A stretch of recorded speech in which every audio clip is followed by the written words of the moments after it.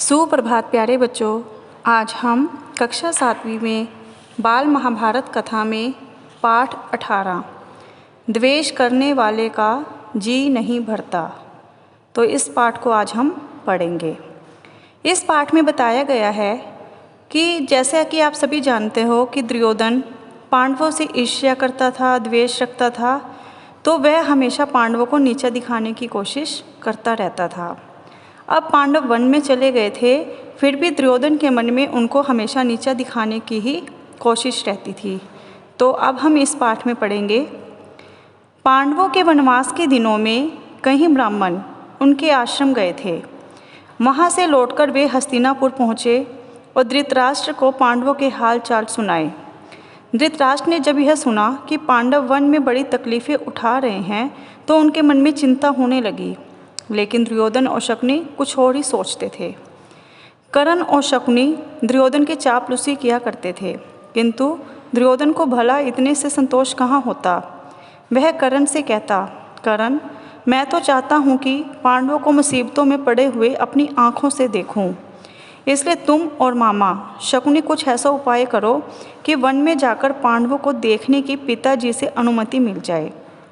कर्ण बोला, द्वैत वन में कुछ बस्तियां हैं जो हमारे अधीन हैं।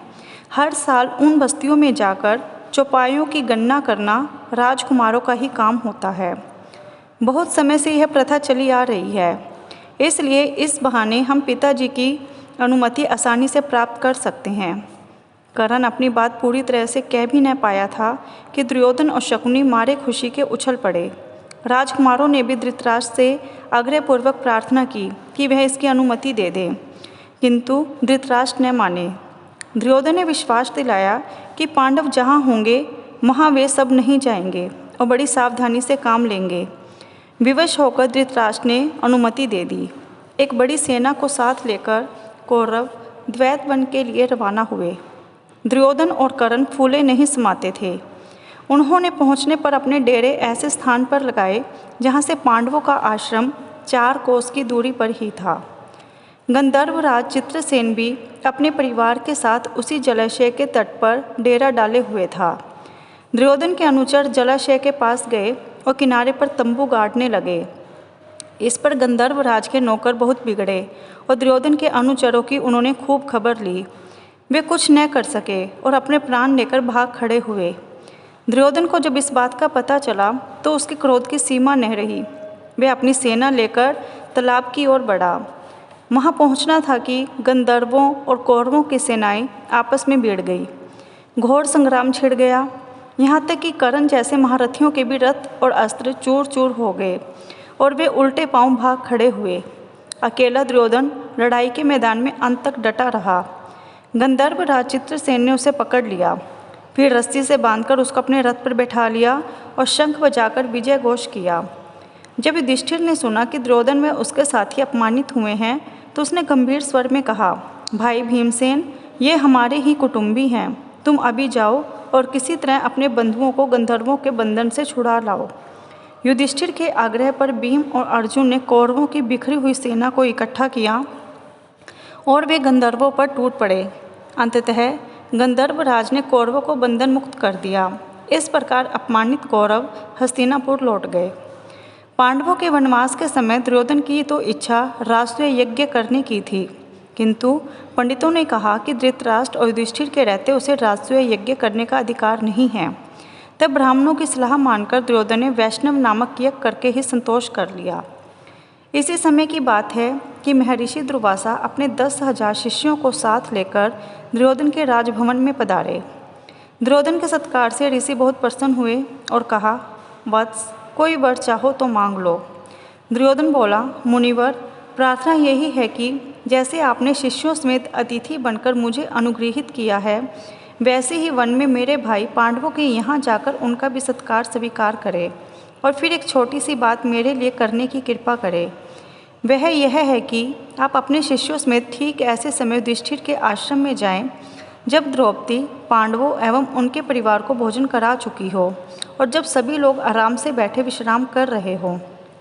उन्होंने दुर्योधन की प्रार्थना तुरंत मान ली। दुर्वासा ऋषि अपने शिष्यों के साथ युधिष्ठिर के आश्रम में जा पहुँचे। युधिष्ठिर ने भाइयों समेत ऋषि की बड़ी आवाभगत की और उनका सत्कार किया। कुछ देर बाद मुनि ने कहा, अच्छा, हम सब अभी स्नान करके आते हैं, तब तक भोजन तैयार करके रखना। कहकर दुर्वासा शिष्यों समेत नदी पर स्नान करने चले गए। वनवास के प्रारंभ में युधिष्ठिर से प्रसन्न होकर सूर्य ने उन्हें अक्षय पात्र प्रदान किया था और कहा था कि 12 वर्ष तक इसके द्वारा मैं तुम्हें भोजन दिया करूँगा। इसकी विशेषता यह है कि द्रौपदी हर रोज चाहे जितने लोगों को इस पात्र में से भोजन खिला सकेगी, परंतु सबके भोजन कर लेने पर जब द्रौपदी स्वयं भी भोजन कर चुकेगी तब इस बर्तन की यह शक्ति अगले दिन तक के लिए लुप्त हो जाएगी। जिस समय दुर्वासा ऋषि आए उस समय सभी को खिला पिलाकर द्रौपदी भी भोजन कर चुकी थी, इसलिए सूर्य का अक्षय पात्र उस दिन के लिए खाली हो चुका था। द्रौपदी बड़ी चिंतित हो उठी और कोई सहारा न पाकर उसने परमात्मा की शरण ली।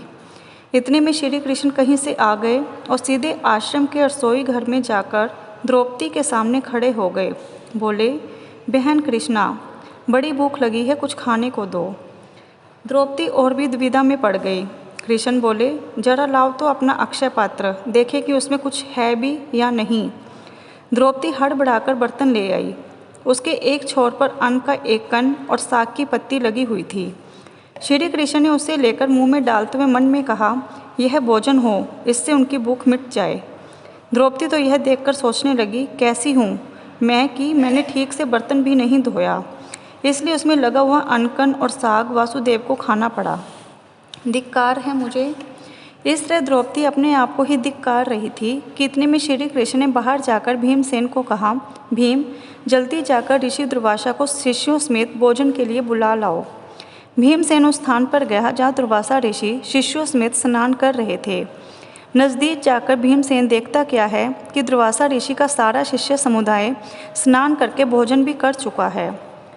शिष्य दुर्वासा से कह रहे थे, गुरुदेव, युधिष्ठिर से हम व्यर्थ में कह आए कि भोजन तैयार करके रखे, हमारा तो पेट भरा हुआ है, हमसे उठा भी नहीं जाता, इस समय तो हमारी जरा भी खाने की इच्छा नहीं है।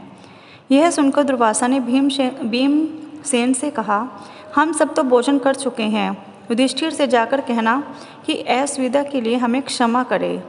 यह कहकर ऋषि अपने शिष्यों सहित वहाँ से रवाना हो गए।